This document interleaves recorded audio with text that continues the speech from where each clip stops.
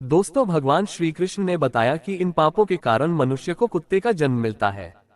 दोस्तों, प्रत्येक मनुष्य को उनके कर्मों के अनुसार उन्हें मृत्यु के बाद सजा भोगनी पड़ती है। जब उनकी सजा पूरी हो जाती है तो उन्हें पुनः पृथ्वी लोक पर दूसरा जन्म प्राप्त होता है। जो जैसा कर्म करता है उसे उसी प्रकार से दोबारा योनि प्राप्त होती है। परंतु दोस्तों, क्या आप लोगों को पता है कि किस श्राप के कारण मनुष्य को कुत्ते का जन्म मिलता है? और वह कौन से कार्य है जो हम मनुष्यों को अपने जीवन में नहीं करने चाहिए, जिसकी वजह से हमें नरक में जाना पड़ता है और फिर हमें एक कुत्ते का जीवन मिलता है? मित्रों, हिंदू ग्रंथों के अनुसार इस धरती पर रहने वाले सभी मनुष्यों को मृत्यु के बाद उसके कर्मों के अनुसार अलग अलग योनि में जन्म मिलता है।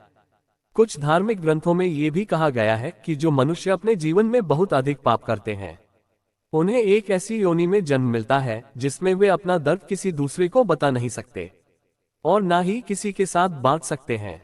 और दोस्तों, आज मैं आपको यही बताऊंगा कि वह कौन से कार्य है जो एक मनुष्य को अपने जीवन में कभी नहीं करने चाहिए, नहीं तो उसे कुत्ते का जीवन मिलना तय है। राधे राधे। दोस्तों, आप सभी लोगों से निवेदन है कि इस कथा को और कहानी को सुनने से पहले कमेंट बॉक्स में जय श्री राधे कृष्णा लिखकर वीडियो को लाइक करके चैनल को सब्सक्राइब कर लें। दोस्तों, एक बार की बात है, भगवान श्री कृष्ण की प्रिय राधा रानी अपनी सखियों के साथ में अपने नगर बसाने का भ्रमण कर रही थी। पूरे गांव में उनका इधर उधर आना जाना लगा था। तभी यह घर के पास में देखती है कि एक लाचार कुत्ता कुछ खाने की तलाश में खड़ा रहता है।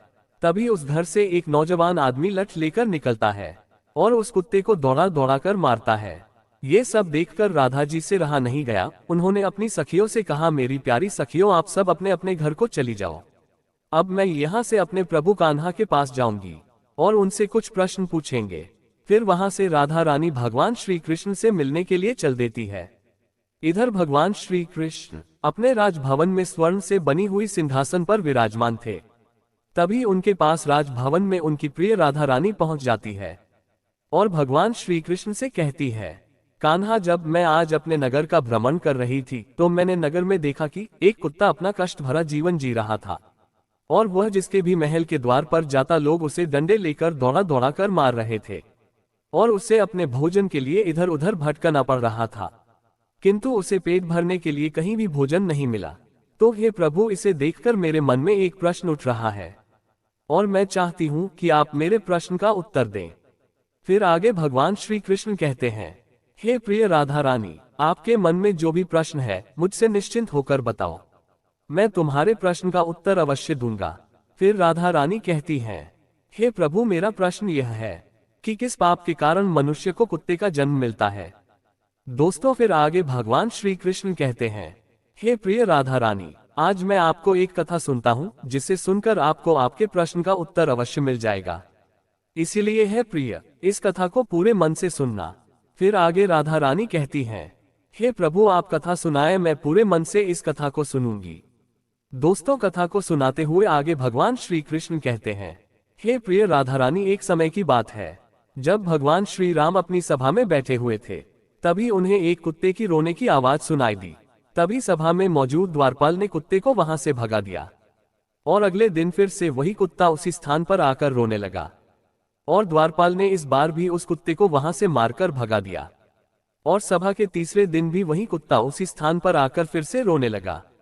तो भगवान राम के मन में एक प्रश्न उठने लगा कि आखिर यह कुत्ता रोज रोज मेरे दरबार के बाहर ही क्यों रोता है? और फिर भगवान राम ने उस कुत्ते के रोने का कारण जानना चाहा और द्वारपाल से कहा कि उस कुत्ते को यहाँ बुलाकर लाओ। तो उस कुत्ते को बुलाने के लिए द्वारपाल उसके पास गए और बोले, प्रभु श्री राम ने आपको अपने दरबार में बुलाया है। तो कुत्ता बोला, मुझे एक ऐसी योनि में जन्म मिला है जिसका मंदिर, राजभवन, रसोई घर और गौशाला जैसे पवित्र स्थानों पर जाना मना है। तुम जाकर प्रभु श्री राम से कह दो कि वे स्वयं मुझसे मिलने के लिए यहाँ पर आ जाएं।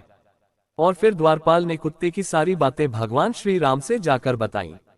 और ऐसा सुनकर भगवान श्री राम स्वयं उस कुत्ते के पास गए और उससे कहा कि तुम रोज मेरे दरबार के बाहर आकर क्यों रोते हो? तो कुत्ते ने भगवान श्री राम से कहा, हे प्रभु, मैंने कोई अपराध नहीं किया है, फिर भी एक सन्यासी ने मुझे पत्थर से मारा है जिसके कारण मेरा पैर टूट गया है और अब मुझे बहुत पीड़ा हो रही है और इसी कारण मैं रोज आपके दरबार में आकर रोता हूँ। दोस्तों, फिर आगे भगवान श्री कृष्ण कहते हैं, हे प्रिय राधा रानी, उस कुत्ते की पीड़ा को देखकर प्रभु श्री राम को बहुत दुख हुआ फिर भगवान श्री राम ने अपने दरबारी को अपने दरबार में बुलाया और कहा, हे दरबारी, जाओ, जाकर वह सन्यासी जहां भी हो उसे ढूंढ करके हमारे दरबार में अतिशीघ्र लेकर आओ। भगवान श्री राम की आज्ञा पाते ही उनके 2 सैनिक वहां से सीधा सन्यासी के घर पहुंच गए और उस सन्यासी को पकड़कर अपने साथ में लेकर के भगवान श्री राम के दरबार में आ गए। फिर उस सन्यासी से कहा, क्या यह सत्य है कि तुमने इस कुत्ते को पत्थर मारा है, जिससे इसका पैर टूट गया है और यह अब ठीक से चल भी नहीं पा रहा है? ऐसा इसने क्या अपराध किया था जिसके कारण तुमने इस बेजुबान कुत्ते का पैर तोड़ दिया? तब वह सन्यासी कहता है, हे प्रभु, मैं भिक्षा के लिए रास्ते से जा रहा था, तभी इस कुत्ते ने मेरी भिक्षा का अन्न छू लिया था और इसी वजह से मुझे क्रोध आ गया और मैंने पत्थर उठाकर इसको जोर से मार दिया, जिसके कारण इसका पैर टूट गया। सन्यासी की यह बात सुनकर श्री राम ने कहा, क्या आपको पता है कि यह एक ज्ञान विहीन पशु है? ये पेट भरने के लिए ऐसा करते हैं और इनको इतनी अक्ल नहीं है कि ऐसा नहीं करना चाहिए। और यदि इस कुत्ते ने आपके अन्न को छू लिया था तो इसमें इसका कोई अपराध नहीं है और ऐसा करना तो इसकी स्वाभाविक प्रवृत्ति है और इतनी सी बात के लिए आप इस कुत्ते को इतनी बड़ी सजा नहीं दे सकते हैं। और अपराध इसने नहीं, अपराध तो आपने किया है जो एक सन्यासी होकर इस कुत्ते का पैर तोड़ दिया है, इसलिए आप ही इसके अपराधी है। दोस्तों, फिर आगे भगवान श्री कृष्ण कहते हैं, हे प्रिय राधा रानी, भगवान श्री राम उस कुत्ते से कहते हैं कि यह सन्यासी तुम्हारा अपराधी है और तुम जो चाहे वह सजा इसको दे सकते हो। फिर भगवान श्री राम की यह बात सुनकर उस कुत्ते ने कहा, हे भगवान, इस सन्यासी को किसी महल का राजा बना दिया जाए। तो श्री राम ने उस कुत्ते की बात को स्वीकार कर लिया और उस सन्यासी को सुंदर वस्त्र पहनाकर एक घोड़े पर बिठा दिया और उस सन्यासी को एक महल में ले गए और वहां का राजा बना दिया। जब वह सन्यासी राजा बनकर एक स्वर्ण से बनी हुई सिंहासन पर बैठ गया, उसे वस्त्र भी राजा महाराजा जैसे मिल गए। इतनी सारा सम्मान पाकर वह सन्यासी अति प्रसन्न हुआ। फिर सोच रहा था कि मैंने अपने जीवन में कभी सपना भी नहीं देखा था कि मैं एक राजा बन जाऊंगा और एक कुत्ते ने मुझे राजा भी बना दिया। सच में इस कुत्ते में अक्ल नहीं है, क्योंकि मैंने उसकी टांग तोड़ दी पर उसने मुझे सजा देने के बजाय महल का राजा बना दिया।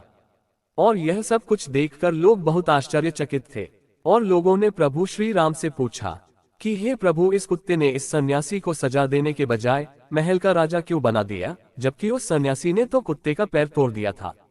और गांव के लोगों की इस बात को सुनकर प्रभु श्री राम ने कहा, इस सवाल का जवाब आप लोगों को वह कुत्ता ही दे सकता है। तब सभी लोग उस कुत्ते के पास गए और उस कुत्ते से पूछा कि आपने उस सन्यासी के साथ ऐसा क्यों किया है? उसे दंड देने के बजाय उसे तुमने एक राज्य का राजा बना दिया है।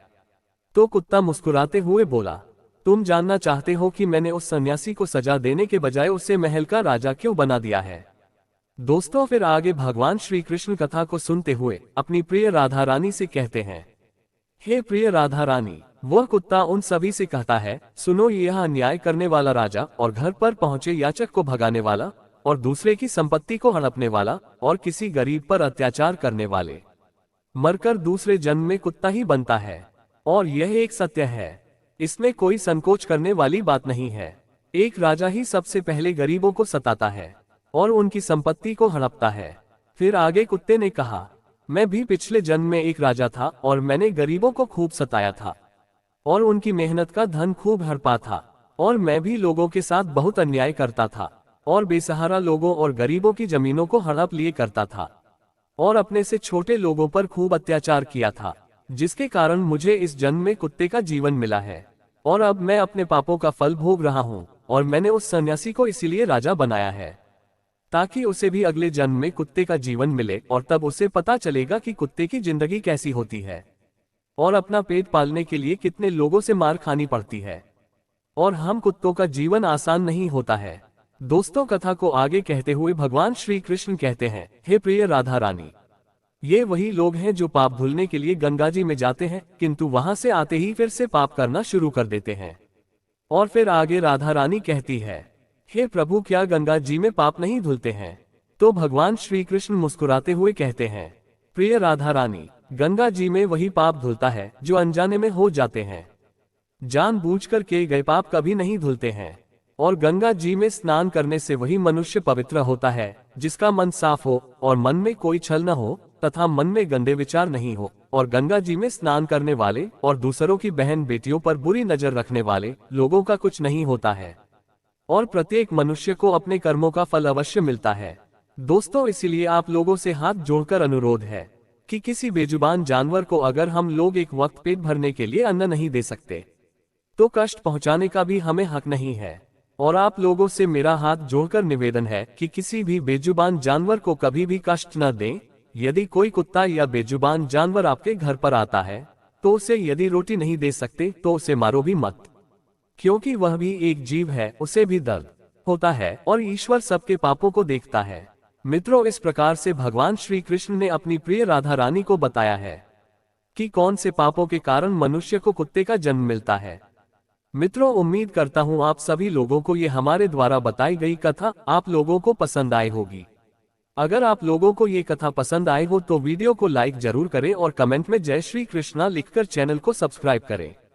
सभी भाइयों को मेरी तरफ से हाथ जोड़कर राधे राधे, जय श्री कृष्णा।